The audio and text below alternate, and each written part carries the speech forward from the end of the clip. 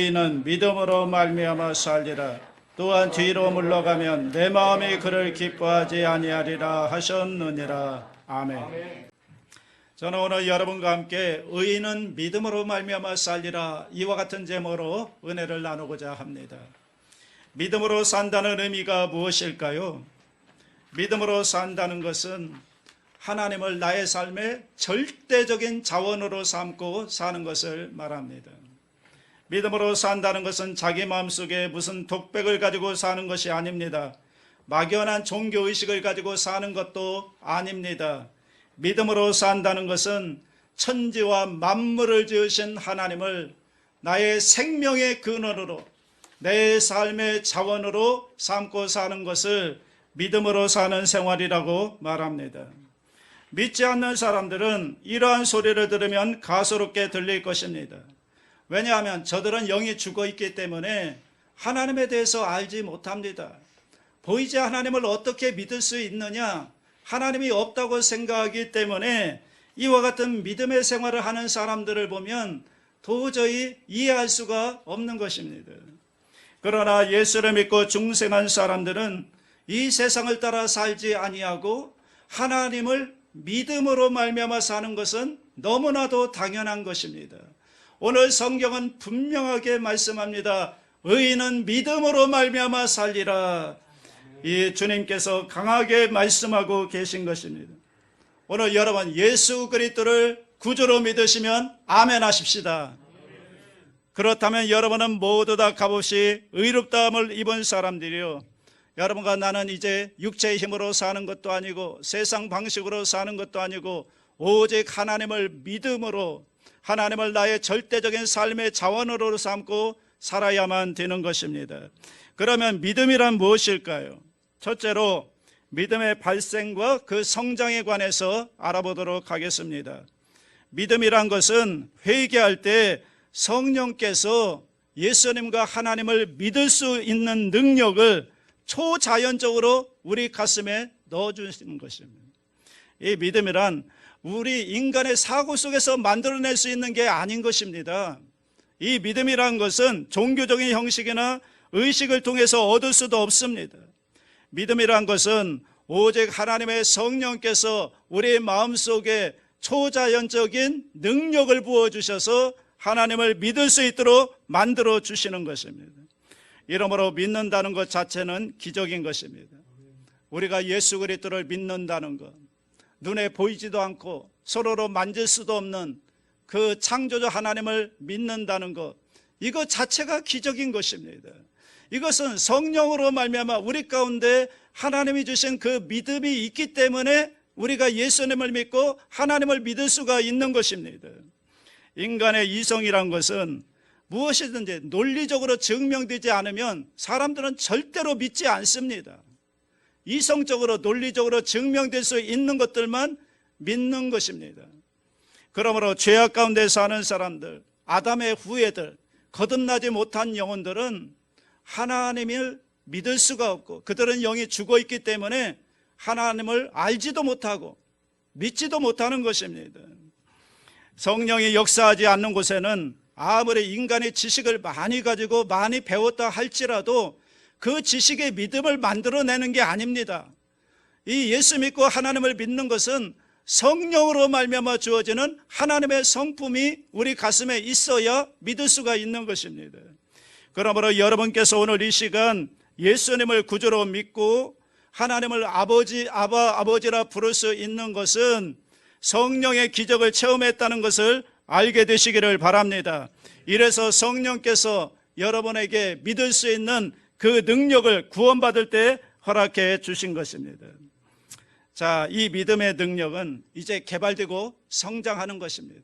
믿음이 그 자리에 머물러 있는 게 아닙니다. 믿음은 계속 성장하고 개발되고 여러분 발전해야 되는 것입니다. 여러분께서 하나님의 말씀을 듣고 하나님의 말씀을 읽고 묵상함으로 말미암아 여러분 속에 있는 믿음이 점점 자라나는 것입니다. 점점 성장하는 것입니다. 베드로전서 2장 2절에 갓난아기들 같이 순전하고 신령한 젖을 사모하라. 이는 그로 말미암아 너희로 구원에 이르도록 자라게 하려 함이라. 순전하고 신령한 젖, 하나님의 말씀을 의미하죠.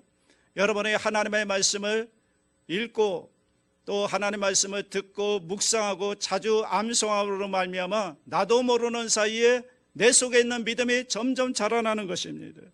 이렇기 때문에 말씀을 듣지 않고 말씀을 읽지 않는 사람은 절대로 믿음이 성장할 수가 없습니다. 말씀을 읽고 들어야 들음으로 말미암아 믿음이 자라나는 것이죠. 로마서 10장 17절이죠.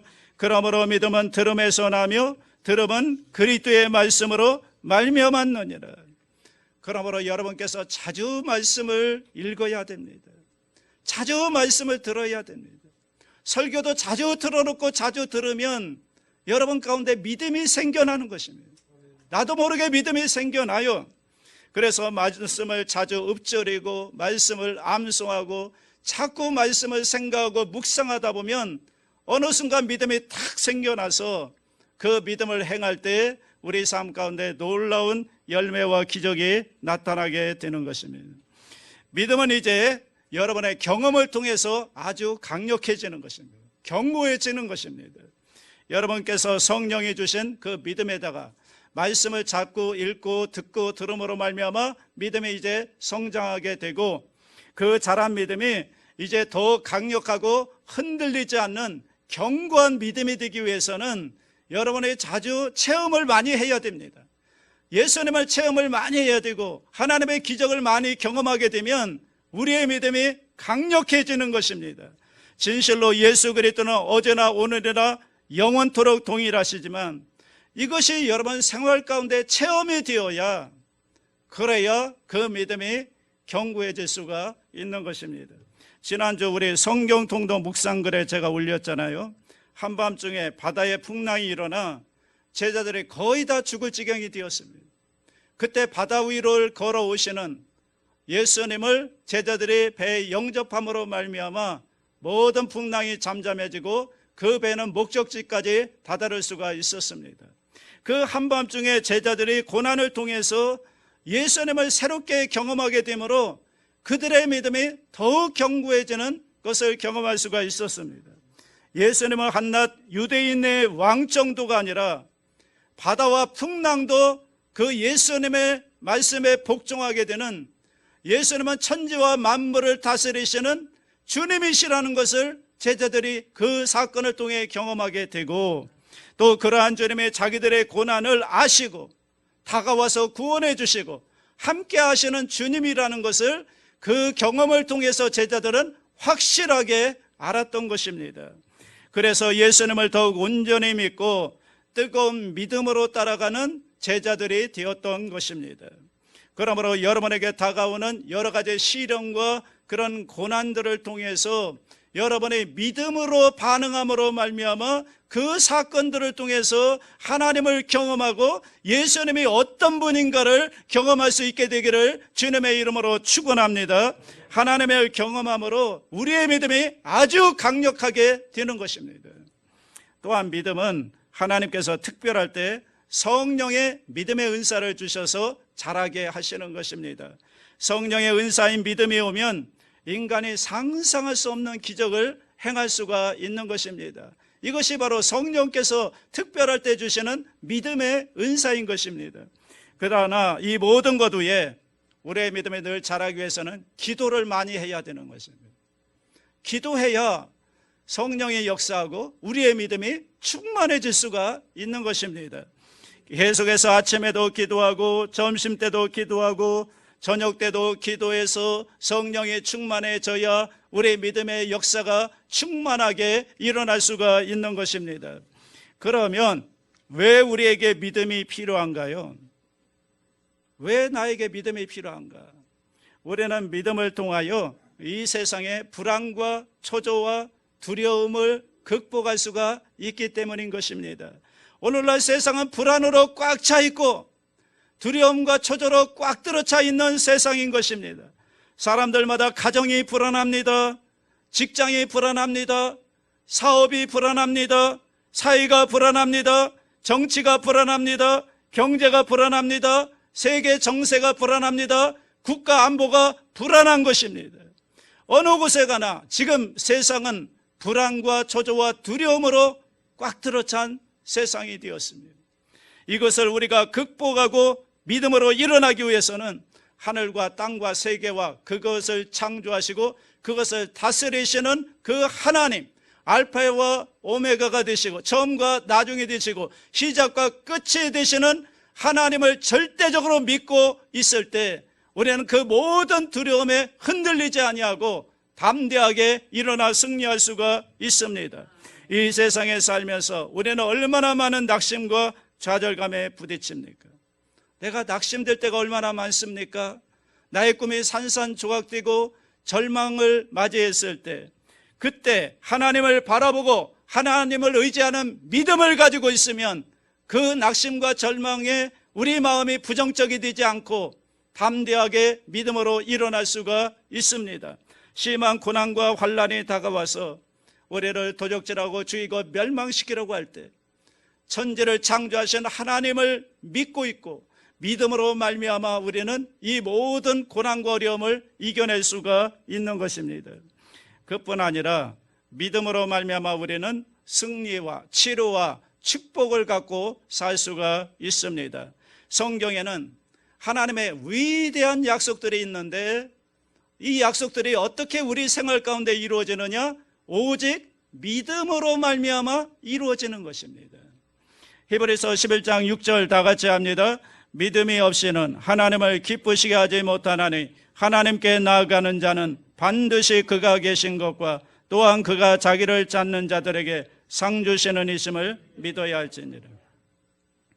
그래서 성경에 보면요, 믿음을 가지고 하나님께 나아간 사람, 믿음을 가지고 예수님께 나아간 사람은 누구도 한 사람도 예외 없이 상 주시는 주님을 경험했던 것입니다. 여러분, 성경의 그 약속들은요, 믿음을 가지고 나가는 사람에게 역사가 이루어지는 것입니다. 그래서 병자가 고침받고 귀신이 쫓겨나가고 문제가 해결되고 하나님의 기적을 다 체험했던 것입니다. 어떨 때요? 믿음을 가지고 나아갈 때. 그러므로 여러분, 이 모든 것은 믿음으로 이루어지는 것입니다. 히브리서 10장 38절 나의 의인은 믿음으로 말미암아 살리라. 마태복음 4장 4절 사람이 떡으로만 살 것이 아니요 하나님의 입으로부터 나오는 모든 말씀으로 살 것이니라. 기록된 바와 같이 하나님의 말씀과 믿음을 통해서 모든 문제가 해결되고 하나님의 치료와 축복과 기적을 체험할 수가 있게 되는 것입니다. 그런데 많은 사람들이 와서 이런 질문을 합니다. 목사님, 아무리 믿음으로 살려고 해도 마음속에 자꾸 의심이 생겨나고 이 의심으로 말미암아 이 믿음에 서 있지 않습니다. 왜 나는 힘차고 굳센 믿음에 서 있지 못할까요? 이런 질문을 하는 사람이 있습니다. 저는 거기에 대해서 둘째로 그 이유를 설명해 드리겠습니다. 믿음이 아무리 마음속에 성령으로 주어지고 말씀으로 개발되고 체험으로 강해지고 또 기도를 통해서 충만해져 있다고 할지라도 여러분, 이 믿음이 활동하는 것은 사랑으로서 활동하는 것입니다. 사랑으로 말미암아 활동하는 것입니다. 성경에는 사랑으로서 역사하는 믿음이라고 갈라디아서 5장 6절에 분명하게 말씀하고 있습니다. 사랑으로서 역사하는 믿음인 것입니다. 여러분과 나의 가슴 속에 사랑이 활활 불타고 있을 때 그때 믿음이 역사할 수 있는 것이지, 사랑이 다 식어져 버렸으면 여러분 믿음이 역사하지 않는 것입니다. 활동하지 않는 것입니다. 그러면 사랑이란 무엇일까요? 예수님이 주신 말씀이죠. 마태복음 22장 37절 40절 다 같이 합니다. 예수께서 이르시되 네 마음을 다하고 목숨을 다하고 뜻을 다하여 주 너의 하나님을 사랑하라 하셨으니 이것이 크고 첫째 되는 계명이요 둘째도 그와 같으니 내 이웃을 내 자신같이 사랑하라 하셨으니 이 두 계명이 온 율법과 선지자의 강령이니라. 예수님이 주신 계명이죠. 이 사랑의 계명을 우리가 실천할 때 우리 속에 있는 그 믿음의 역사가 그 사랑으로 말미암아 일어나게 되는 것입니다. 그러면 하나님을 사랑한다는 게 뭘까? 나는 하나님을 사랑하는 것 같은데 나에게는 무엇이 부족한 것입니까? 여러분 잘 점검해 보시기 바랍니다. 여러분 하나님을 사랑한다면 예배 중심의 삶을 살게 되어 있습니다. 여러분, 신앙의 기본이 예배입니다. 예배를 가지고요, 우리 신앙생활을 점검할 수가 있고 내가 하나님을 얼만큼 사랑하는지를 가늠할 수가 있습니다. 여러분, 삶 가운데 예배가 멀어져 있다면 하나님에 대한 사랑이 식어져 있는 증거인 것입니다. 여러분이 정말로 하나님을 사랑한다면 예배가 사모가 되는 것입니다. 그래서 성전에 나아가서 하나님을 예배하고 싶은 마음이 불같이 일어나는 것입니다. 주일 예배는 물론이거니와 금요철 예배도 나가서 예배하고 싶고, 수요 저녁 예배도 나가서 예배하고 싶고, 심지어는 새벽 예배도 나와서 예배드리고 싶은 마음이 불같이 일어난다는 것은 하나님을 그만큼 뜨겁게 사랑한다는 증거인 것입니다.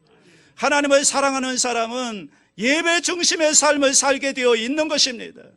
오늘 나의 삶 가운데 예배가 멀어져 있다면, 예배에 대한 열정이 없고 사모함이 없다면 하나님에 대한 사랑이 그만큼 식어져 있는 것이고 그만큼 세상을 사랑하고 있다는 증거인 것입니다.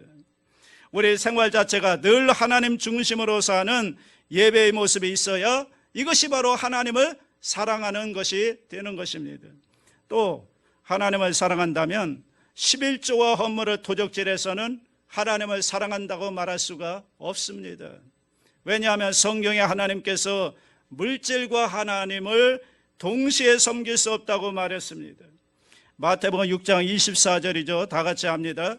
한 사람이 두 주인을 섬기지 못할 것이니 혹 이를 미워하고 저를 사랑하거나 혹 이를 중히 여기고 저를 경히 여김이라. 너희가 하나님과 재물을 겸하여 섬기지 못하느니라. 마태복음 6장 21절에 네 보물이 있는 그곳에는 네 마음도 있느니라.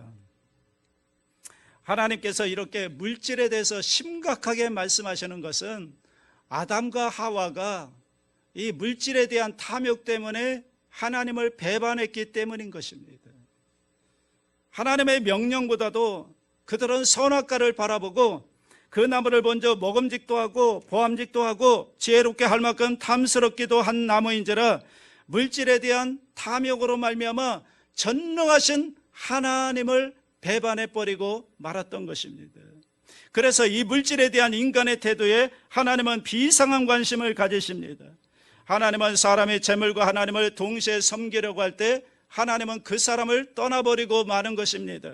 히브리서 13장 5절에 돈을 사랑하지 말고 있는 바를 족한 줄로 알라. 그가 친히 말씀하시기를 내가 결코 너희를 버리지 아니하고 너희를 떠나지 아니하리라 하셨느니라. 마태복음 6장 33절에 그런즉 너희는 먼저 그의 나라와 그의 의를 구하라. 그리하면 이 모든 것을 너희에게 더하시리라. 하나님께서는 절대로 여러분께서 하나님과 물질을 동등한 레벨에 놓기를 원치 아니하십니다. 그러므로 수입의 11조는 하나님의 것으로 하나님이 주장하셨기 때문에 하나님의 권위를 받아들여야 하는 것입니다. 하나님은 우리의 주인이 되시고 우리 모든 소유의 주인이 되시고 나는 하나님의 맡겨주신 관리자에 불과하다. 나의 생명도 우리 가정도 내 사업도 주인은 하나님이시다. 하나님과 같이 열심히 일해서 그 수입의 10분의 1은 하나님께 드리고 10분의 9를 가지고 운영하고 살아간다. 이와 같은 겸허한 태도를 가지고 살 때 그것이 바로 하나님을 사랑하는 삶의 모습이 되는 것입니다. 또 하나님을 사랑한다면 하나님을 자랑하는 전도의 생활을 하게 되는 것입니다. 지난 금요일에 말씀드렸죠. 전도는 방법에 있는 것이 아닙니다. 전도는 새로운 메시지에 있는 것이 아닙니다. 전도는 전도자에게 달려 있습니다. 전도자의 마음에 이 복음이 진짜 기쁜 소식이고 이것을 전하지 않으면 견딜 수 없는 그런 불과 같은 마음이 있는 사람에게는 전도가 되는 것이고 이것이 없는 사람은 전도가 안 되는 것입니다. 그게 없으니까 전도가 안 되죠. 세상이 아무리 기독교를 개독교라고 막 욕을 한다 할지라도 그게 중요한 게 아니라 내 안에 복음이 진짜 복음이고 기쁜 소식이고 감격적인 복음이라면 여러분 전하지 않고는 견딜 수가 없는 것입니다. 내 안에 기쁨이 충만하고 이 복음에 대한 이 감격이 넘쳐나는 사람이 어떻게 가만히 있을 수가 있겠습니까? 이 전도가 바로 하나님을 사랑하는 태도에서 나오는 것입니다. 하나님을 사랑하는 사람은 열심히 복음을 전하게 되어 있는 것입니다. 또 하나님을 사랑한다면 반드시 이웃사랑으로 나타나게 되어 있습니다. 하나님을 사랑한다고 하면서 이웃에게 무관심한 사람은 하나님을 진짜로 사랑하는 게 아닌 것입니다. 저는 우리 교회 가끔 보면 이 반찬을 해가지고 와서 혼자 사시는 집사님들을 이렇게 섬기시는 것을 가끔 보게 됩니다. 또 어떤 분은 물질로서 이렇게 도와주고 섬기는 것을 볼 때 참 얼마나 감사한지 모릅니다. 여러분, 믿음은 사랑으로서 역사하는 것이기 때문에 하나님의 세상을 이처럼 사랑하사 가만히 계셨나요? 독생자를 주셨습니다. 이와 마찬가지로 우리가 하나님을 사랑한다면 이웃에게 사랑을 줌으로 말미암아 하나님의 사랑이 우리 가운데 온전하게 되고 믿음의 역사가 일어나게 되는 것입니다. 그러면 여러분 가운데 이런 질문을 하는 사람이 있을 것입니다.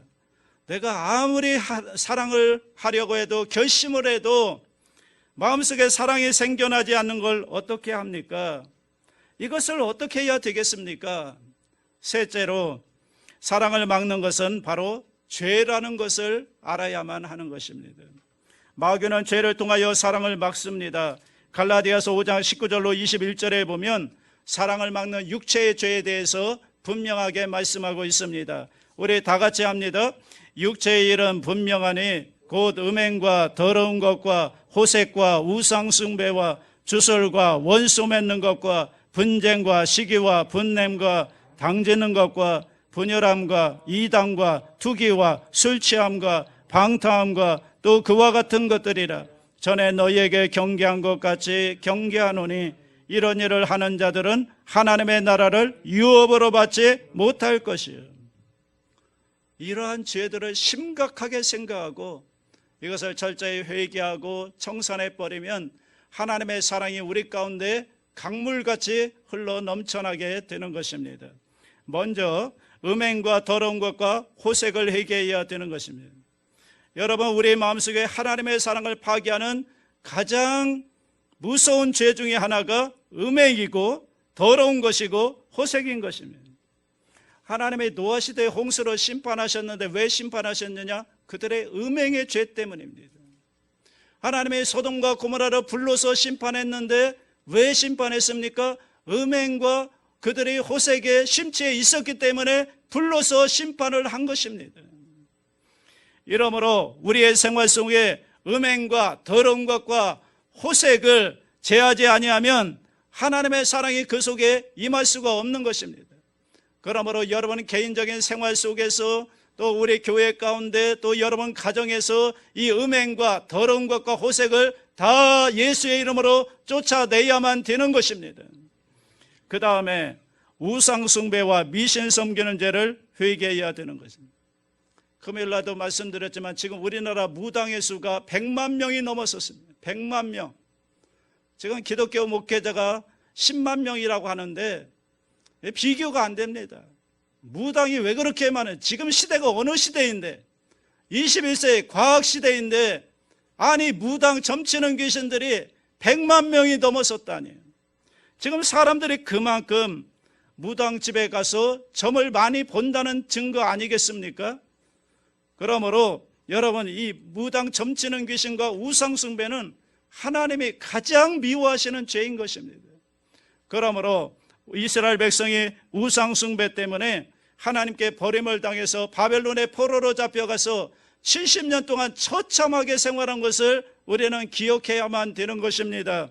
우리는 지금 돌과 나무로 만든 우상을 섬기지 않습니다라고 할 사람이 있겠지만 여러분 성경에 분명히 말합니다.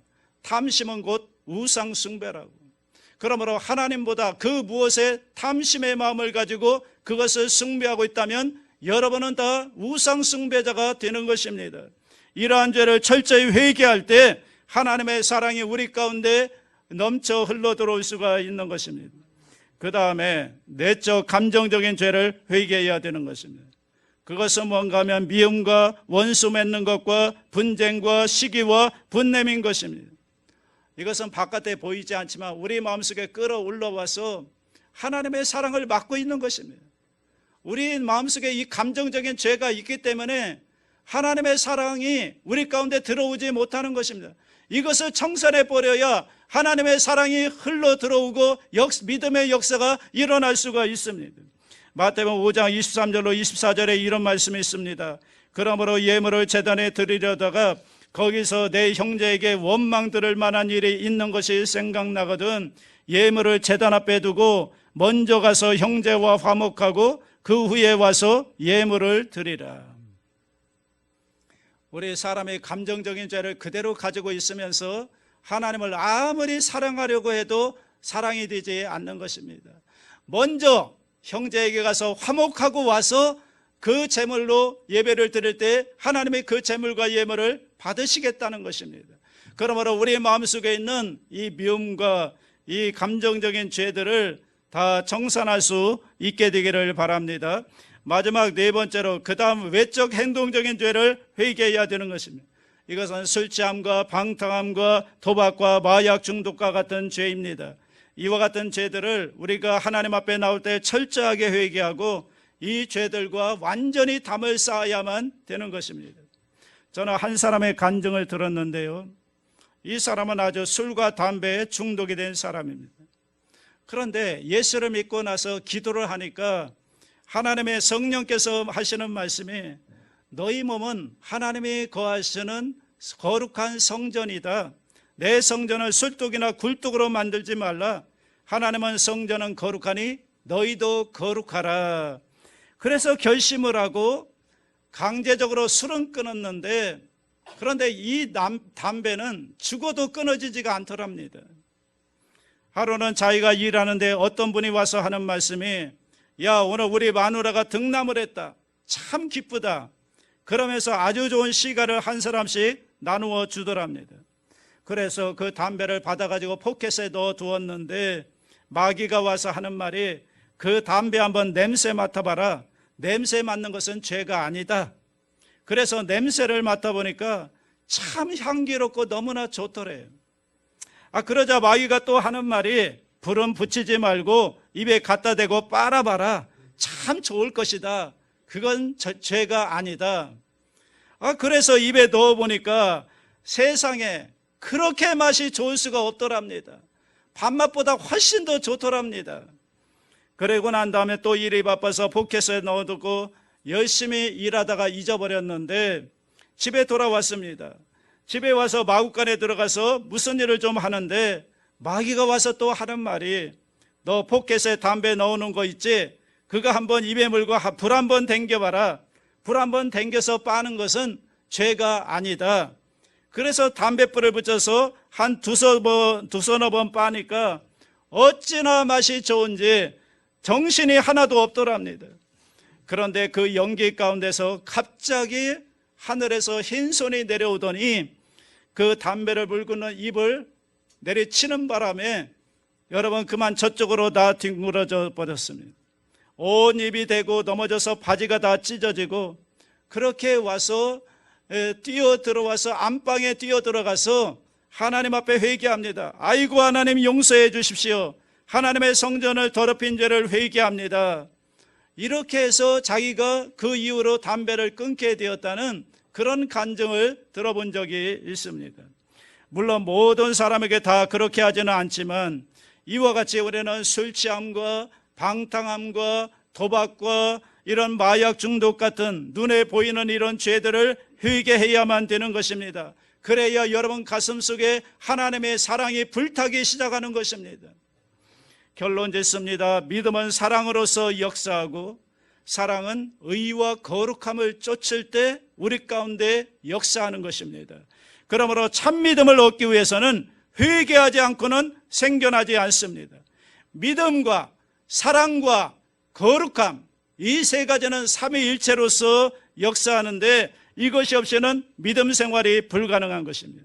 그러므로 오늘 우리는 철저히 회개하고 믿음과 사랑과 거룩함, 이 삼위일체를 회복함으로 말미암아 믿음으로 살게 되시기를 주님의 이름으로 축원합니다.